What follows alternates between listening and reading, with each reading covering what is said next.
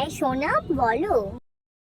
ও মামা, তুমি আমাকে ময়ূরের পুচ্ছ দিতে ভুলে গেছো, হাতে চুড়ি পরাতে ভুলে গেছো, বাঁশুরি দিতে ভুলে গেছো।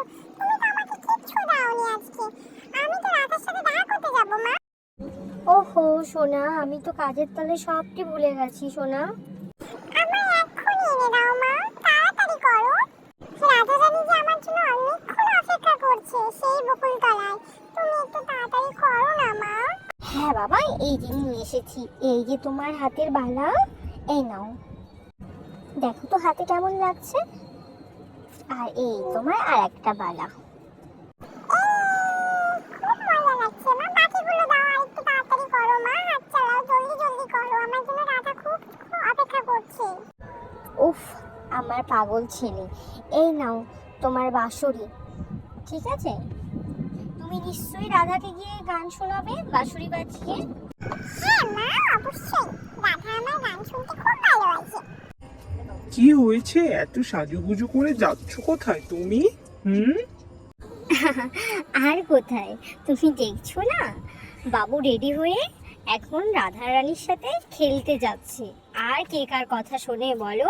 শোনা খালি ছটপট ছটপট করছে। অনেকদিন বাদে রাধার সাথে দেখা হবে জানো বাবা। কিন্তু আমি তো শুনেছি তুমি নাকি রাধাকে খুব দুষ্টুমি করেছো। কই না তো বাবা, আমি তো এগুলো কিছু করিনি। আমি সব জানতে পারি, তুমি আমাকে মিথ্যা কথা বলছো না। ও মা, তাড়াতাড়ি দাও না মা, ময়ূরের পুচ্ছটা কখন দিবেন? এই নাও তোমার ময়ূরের পুচ্ছ। উফ, তুমি তো খুব চঞ্চল হয়ে গেছো গোপু সোনা। আর শোনো, বাইরে কিন্তু খুব রোদ উঠেছে, হয়তো বৃষ্টিও হয়তো হতে পারে। পূব আকাশে কিন্তু বৃষ্টির মেঘ দেখা যাচ্ছে, যদিও এইদিকে আসবে কিনা ঠিক বলতে পারছি না। আর তুমি আর রাধা কিন্তু একদম বৃষ্টিতে ভিজবে না। আর রাধার কিন্তু জ্বর এসেছে, আর তুমি একদম বিরক্ত করবে না, ঠিক আছে সোনা? এখন তাহলে আসো। হ্যাঁ মা, আমি চললাম। হ্যাঁ মা, টাটা মা। ও মামা, আবার একটা কিছু তুমি ভুলে গেছো। আবার কি ভুলে গেলাম? তুমি যে আমাকে পায়ের মলটাই পরালে না মা। পায়ের মলটা একটু তাড়াতাড়ি পরিয়ে দাও না মা। তুমি সব কাজ খালি ভুলে যাচ্ছ। দূর, অনেকটা টাইম লেট হয়ে গেল, তাড়াতাড়ি দাও। সোনা, এই যে তোমার পায়ের মল, এই নাও দুপায়ে পরিয়ে দিয়েছি।